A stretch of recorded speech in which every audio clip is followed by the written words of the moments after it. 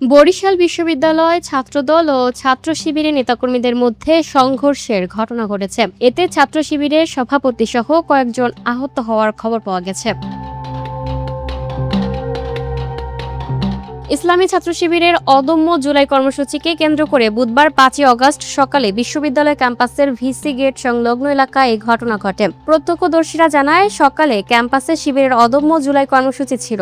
মিছিল থেকে সরকার বিরোধী বিভিন্ন উস্কানিমূলক স্লোগান দেওয়ার অভিযোগে ছাত্র শিবির নেতাকর্মীরা ছাত্রদল নেতাকর্মীদের বাধার মুখে পড়ে। এ নিয়ে দুই গ্রুপের মধ্যে বাকবিতণ্ডা এবং উত্তেজনা সৃষ্টি হয়। এক পর্যায়ে হাতাহাতি থেকে সংঘর্ষের রূপ নেয়। বিশ্ববিদ্যালয় শাখা ছাত্র শিবিরের সাধারণ সম্পাদক জাকারিয়া ইসলাম বাবু বলেন, আওয়ামী লীগের প্রেতাত্মারা জুলাইয়ের এমন প্রোগ্রামে বাধা দিয়েছে। শান্তিকামী ছাত্র জনতার শান্তিপূর্ণ কর্মসূচিতে উপাচার্য ও প্রক্টরের সামনে এমন ঘটনা ঘটেছে। বিশ্ববিদ্যালয় শাখা ছাত্রদলের সাধারণ সম্পাদক আরিফ হোসেন শান্ত বলেন, শিবিরের কর্মসূচিতে বহিরাগতদের আনা হয়েছিল। তারা সরকার বিরোধী এবং উস্কানিমূলক বিভিন্ন স্লোগান দেয়। এতে বাধা দিলে আমাদের উপর হামলা চালিয়েছে শিবির। জুলাই আন্দোলনের পর এ ধরনের হামলার আমরা প্রত্যাশা করি না। এ বিষয়ে জানতে বরিশাল বিশ্ববিদ্যালয়ের প্রক্টর মেহেদী হাসান সোহাগকে মুঠো ফোনে প্রশ্ন করা মাত্রই ব্যস্ততার কথা বলে ফোনের সংযোগ কেটে দেন। এছাড়া উপাচার্য অধ্যাপক doctor Mamunur Rashid call receive করেননি।